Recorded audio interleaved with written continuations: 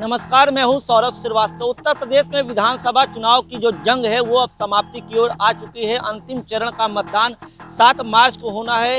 यही वजह है कि तमाम राजनीतिक पार्टी को जो दिग्गज नेता है वो प्रधानमंत्री नरेंद्र मोदी के संसदीय क्षेत्र वाराणसी को केंद्र बना के अब वहां पे कमर कसते हुए दिखाई दे रहे हैं, क्योंकि अंतिम चरण 7 मार्च को बनारस समेत आसपास की 54 विधानसभा सीटों पर चुनाव होना है, जिसके लिए तमाम राजनीतिक पार्टी के बड़े नेता बनारस जाके कैंप करते हुए दिखाई दे रहे हैं। ऐसे में कांग्रेस की महासचिव और उत्तर प्रदेश की प्रभारी प्रियंका गांधी वाड्रा भी वाराणसी पहुंची हैं। वाराणसी में अब 3 दिनों तक वो प्रवास भी करेंगी और आसपास के जिन भी विधानसभा सीटों पे उनको प्रचार करने के लिए जाना है वो बनारस से ही जाएंगी और बनारस में पूरी तरीके से आने वाले 3 दिनों तक वो प्रवास करते हुए दिखाई देंगे। बनारस पहुंचने के बाद प्रियंका गांधी कबीर दास के मठ पहुंची थी, कबीर चौरा मठ पहुंची थी। यहाँ उन्होंने कबीर दास की मूलगादी के दर्शन किए और कबीर चौरा मठ के जो महंत थे उन्होंने कबीर दास से जुड़ी हुई स्मृतियां जो है वो प्रियंका गांधी को दिखाई हैं, साझा की हैं। माना जा रहा है कि वाराणसी के कबीर चौरा को मठ को अपना ठिकाना बनाकर प्रियंका गांधी एक बहुत बड़ा राजनीतिक मैसेज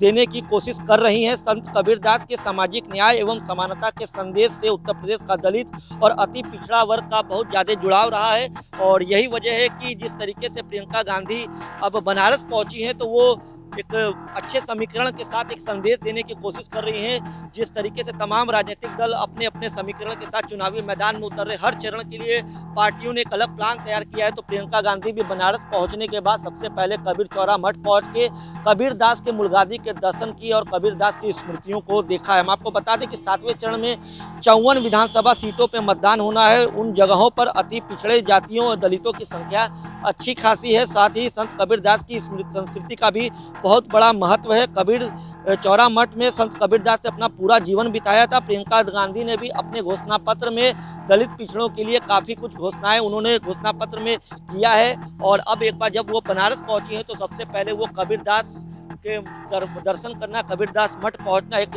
बड़ा संदेश माना जा रहा है। हम आपको बता दें कि इस मठ में 1934 में महात्मा गांधी भी आ चुके हैं। राष्ट्र कवि रविंद्रनाथ टैगोर भी यहाँ आकर रुका करते थे। अभी 7वें चरण में 7 मार्च को वोट पड़ना है।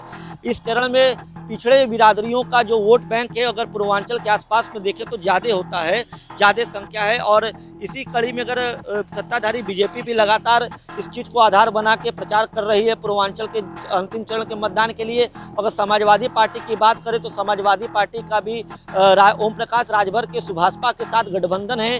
तो पिछड़े वर्ग की जो राजनीति पूर्वांचल में हो रही है इसको सभी पार्टियों ने ध्यान में रखा है और कांग्रेस जो कि अकेले दम पर उत्तर प्रदेश का चुनाव लड़ रही है, तो प्रियंका गांधी वाराणसी जैसे ही पहुंची हैं तो सबसे पहले कबीर मठ पहुंच के उन्होंने साफ संदेश दे दिया है कि दलित और पिछड़ों के लिए उनके मन में काफ़ी योजनाएं हैं, वो बहुत कुछ करना चाहती हैं। अब ये देखना होगा कि जातिगत समीकरण को आधार बना के बड़े नेता जो चुनाव से पहले जगह जगह पहुंचते हैं, लोगों से मुलाकात करते हैं, जनता किस पर अपना आशीर्वाद देती है और 10 मार्च को जब नतीजे आएंगे, जब मतगणना होगी तो जनता किसको सत्ता की कुर्सी पे काबिज करते हैं, ये 10 मार्च को पता चल जाएगा।